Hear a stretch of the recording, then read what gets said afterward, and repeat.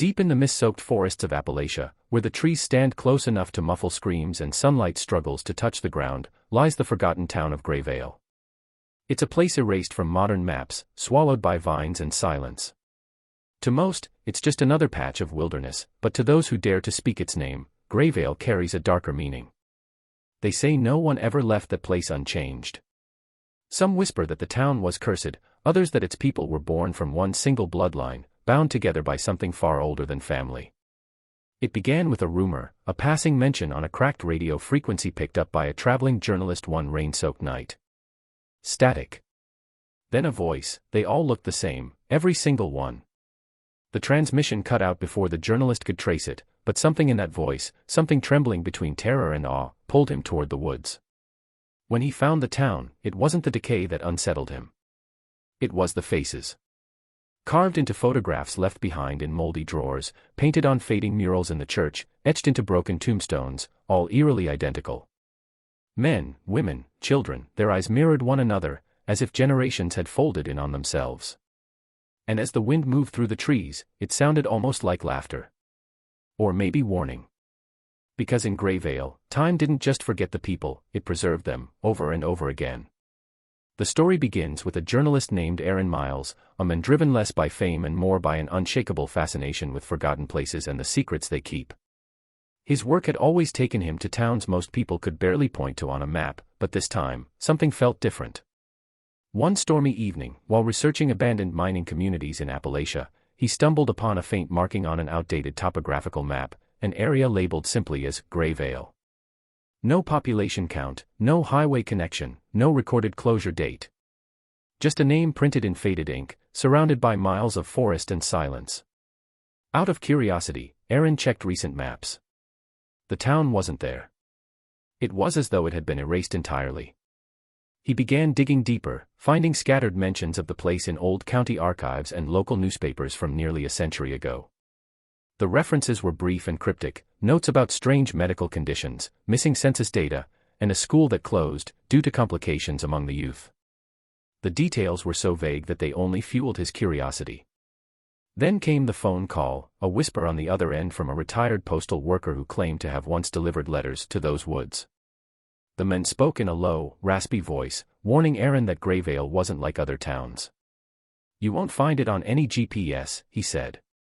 "And if you do, don't stay after dark." Aaron brushed it off as rural superstition.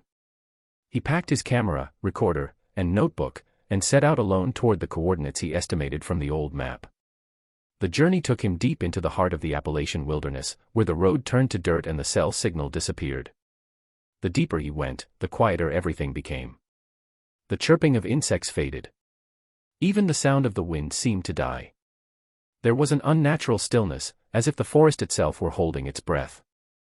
By dusk, Aaron spotted the remnants of a sign half buried in the ground, its letters worn away by decades of rain. Only a few could still be made out, Grayvale. He had found it.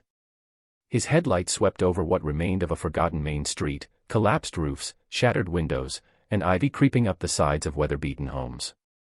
Yet, despite the decay, there was a strange sense of order.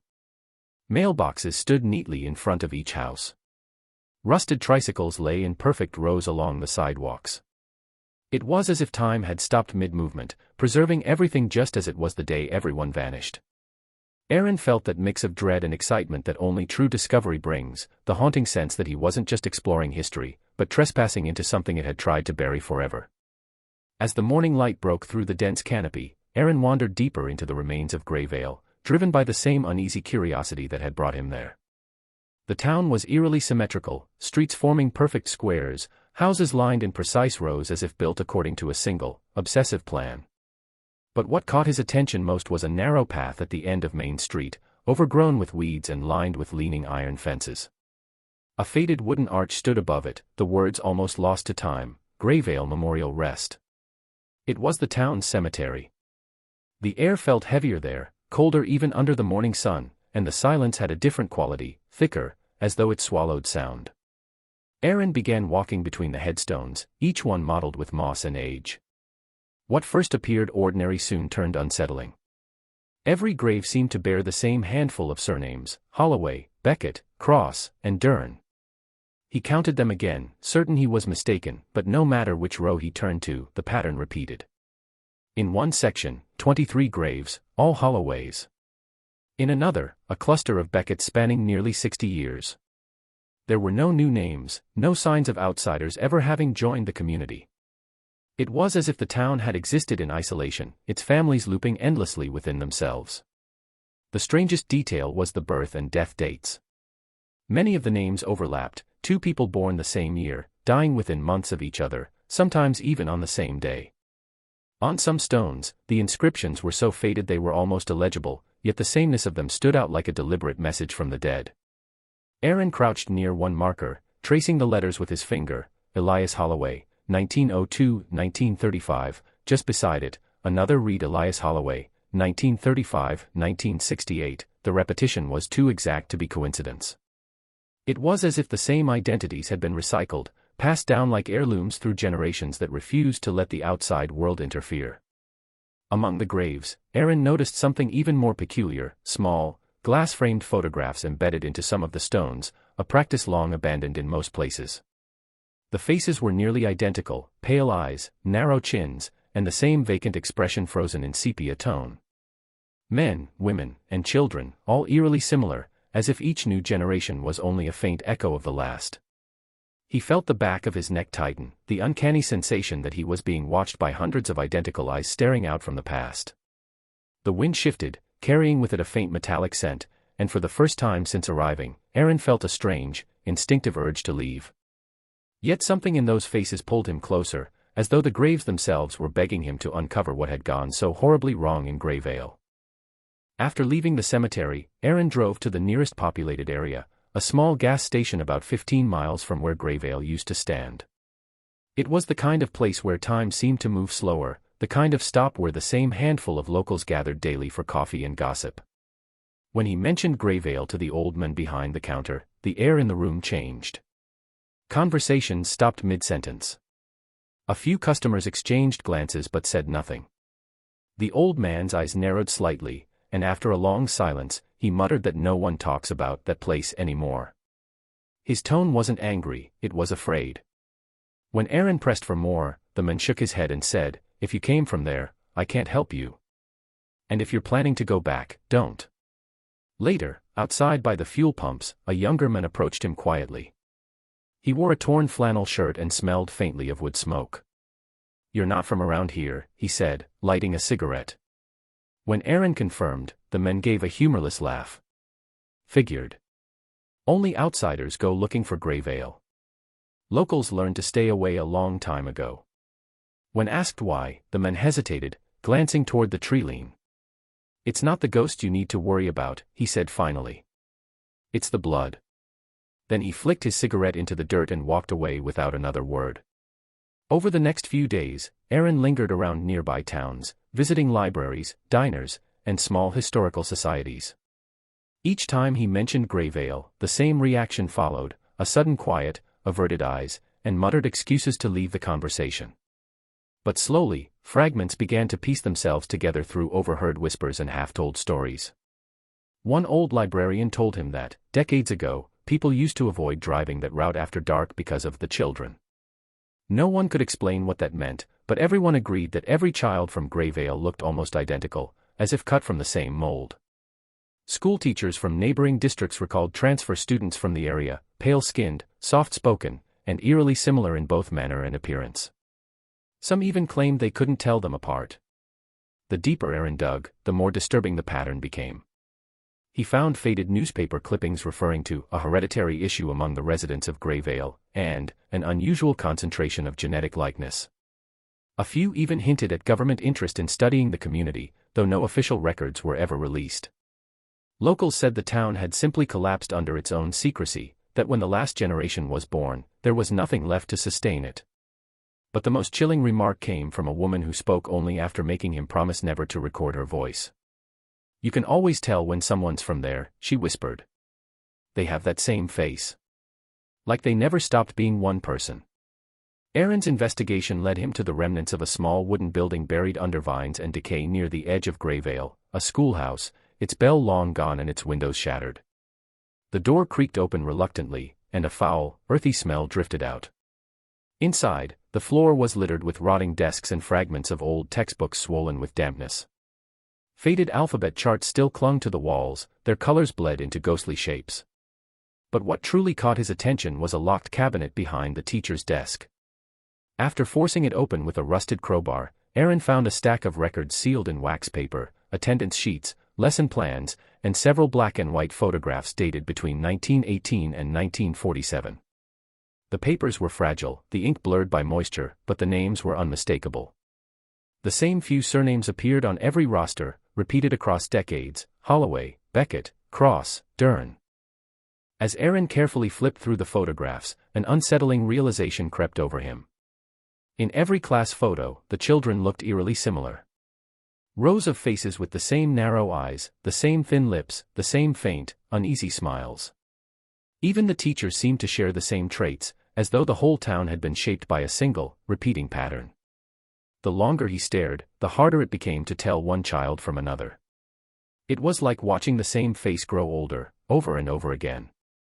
One picture, dated 1936, showed 23 students, all nearly identical, lined up neatly in front of the schoolhouse with an American flag draped behind them.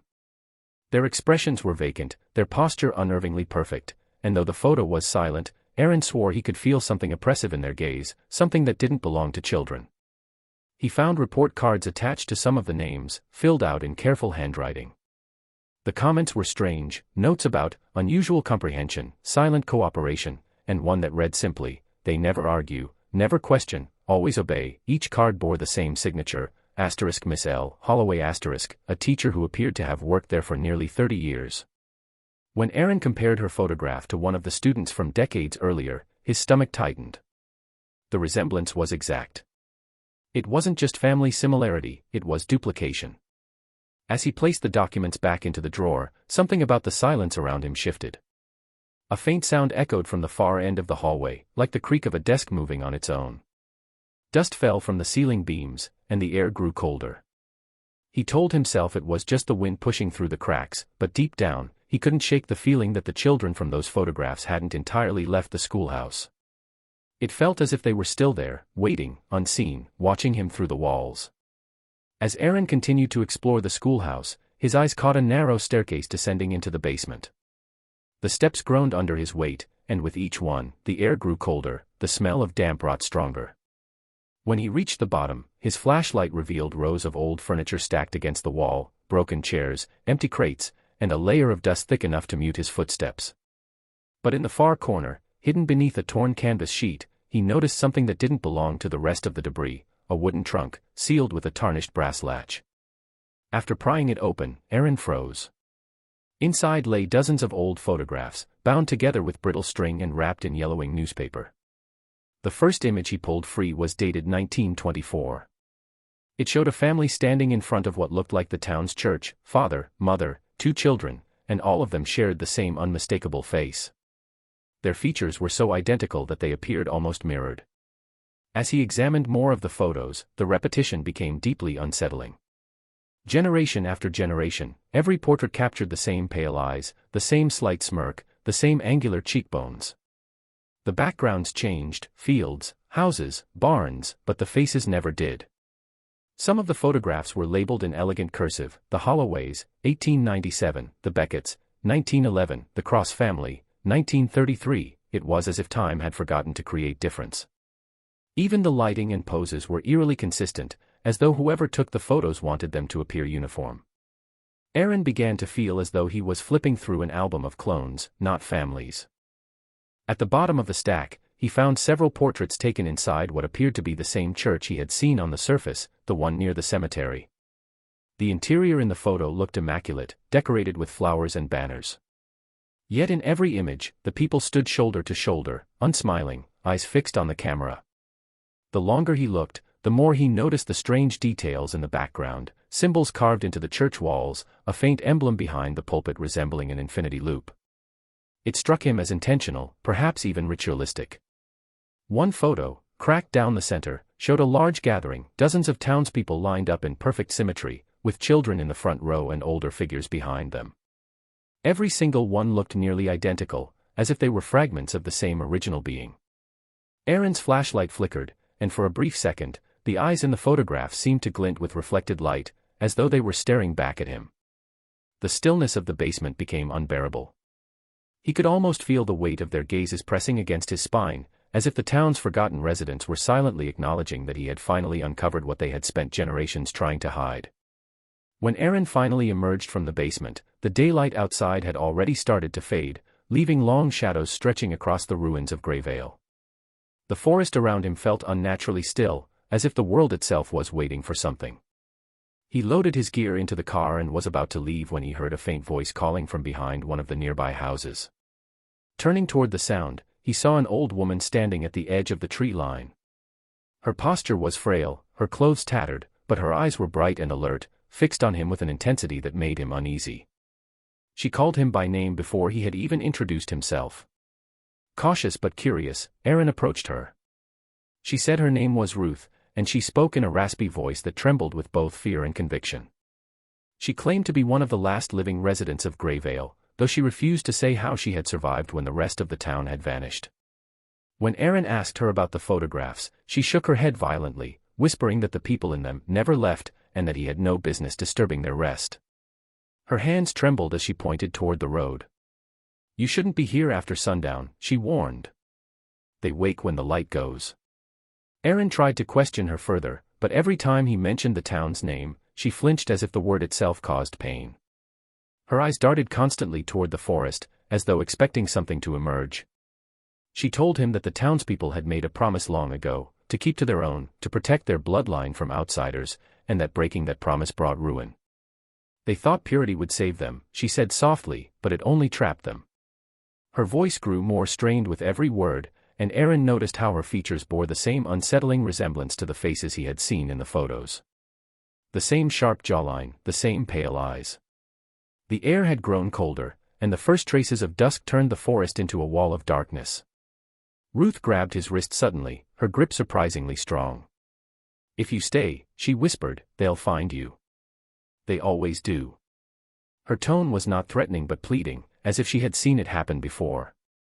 She urged him to leave immediately, to drive until he saw city lights, and to never speak of Greyvale again. Before Aaron could ask what she meant, she turned away and vanished into the trees with a speed that defied her frail appearance. The forest swallowed her completely, leaving only the echo of her warning lingering in the still evening air. As darkness began to bleed across the horizon, Aaron sat in his car, trying to process the old woman's words. The forest had grown heavier, the air thick and damp, carrying a faint metallic tang. His headlights cut through the mist as he started down the narrow dirt road, but after only a few hundred feet, the signal on his GPS glitched and the screen went black. The path forked unexpectedly, though he could have sworn it hadn't been there before. He took the left turn, hoping it would reconnect with the main road, but instead, the trees closed in tighter, their gnarled branches arching overhead like ribs forming a tunnel. Then he saw it, a faint orange glow flickering through the fog ahead. Cautiously, he parked the car and approached on foot. The smell of ash hung in the air, and the ground beneath him was scattered with blackened fragments of wood. As he moved closer, the outline of a cabin appeared, half collapsed and covered in soot. Its roof had caved in long ago, but parts of the structure still stood stubbornly, like bones refusing to decay. It was eerily quiet, except for the occasional creak of the remaining timbers shifting in the wind. Aaron realized this must have been the founder's home, the one Ruth had hinted about. Near the entrance, he noticed a symbol carved into one of the surviving beams, the same looping figure he had seen faintly behind the pulpit in the church photographs. He traced it with his fingers, feeling a strange warmth beneath the cold wood, as if something pulsed faintly inside it. The ground was littered with half-buried remnants, melted glass, rusted tools, scraps of what looked like ceremonial fabric. Then his flashlight beam caught something metallic among the ashes, an old iron lockbox, its hinges melted from fire but still intact. Inside were brittle pages of what appeared to be a handwritten journal.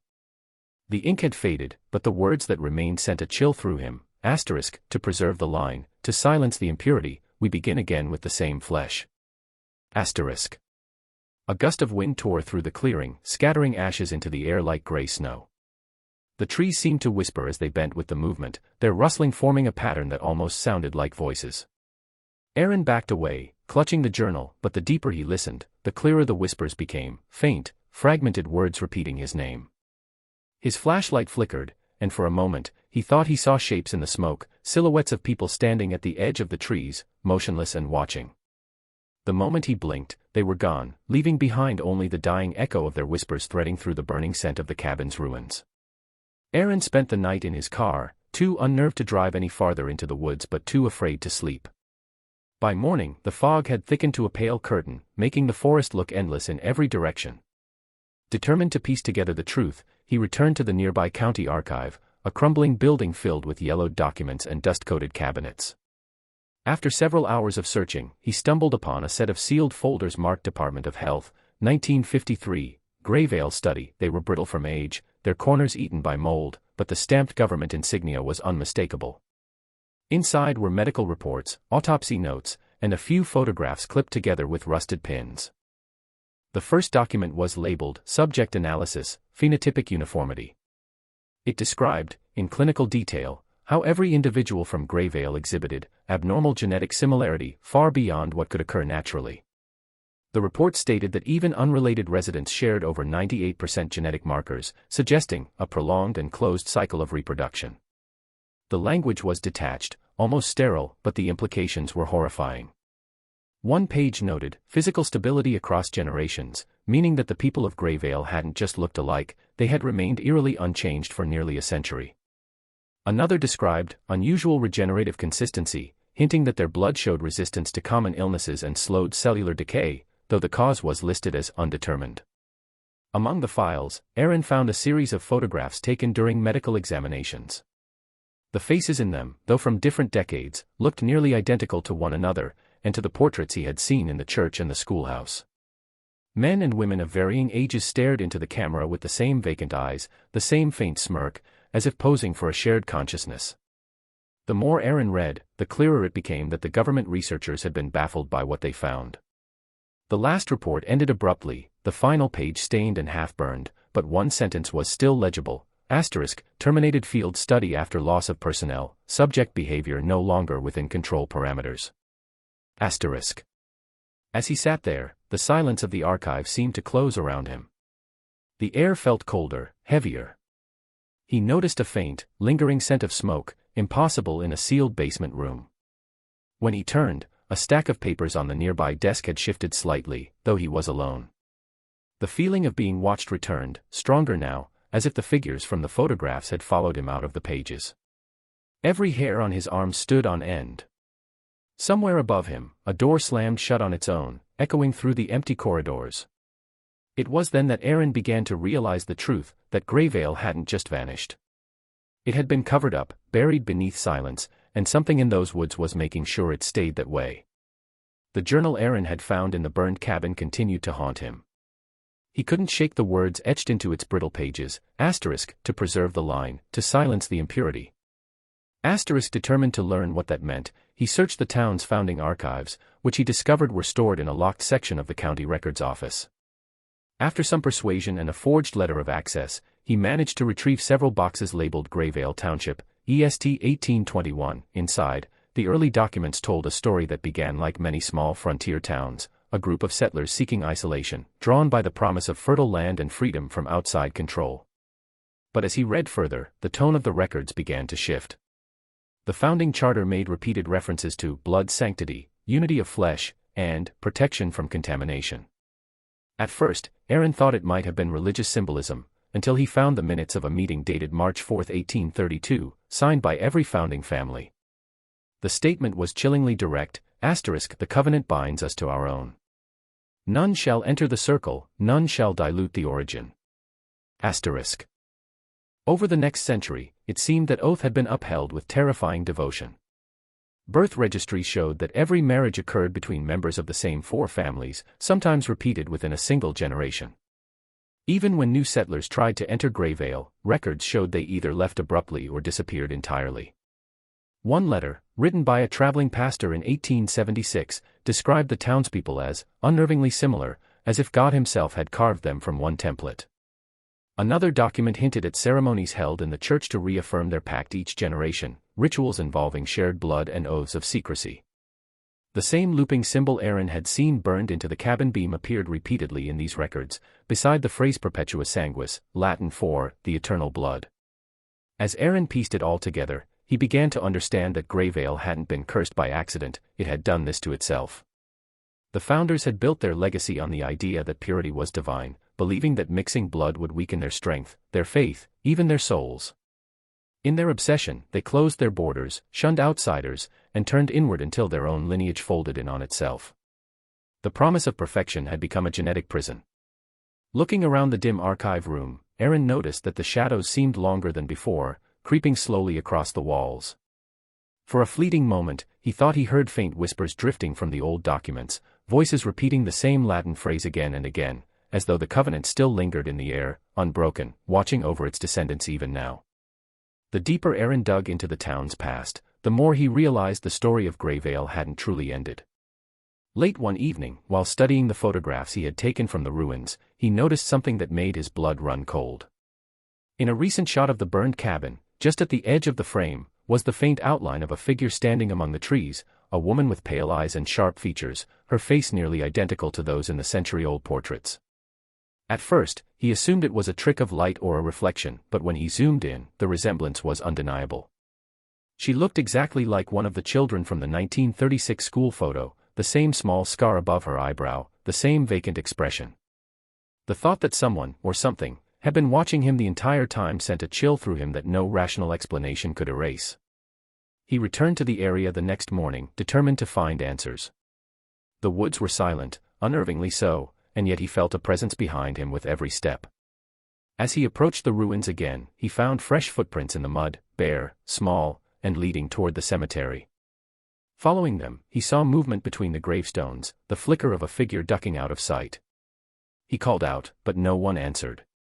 When he finally reached the center of the burial ground, he froze. Standing among the weathered stones were three people, motionless and silent, their faces obscured by the fog. When one of them stepped forward, the light caught her features, and Aaron's stomach twisted.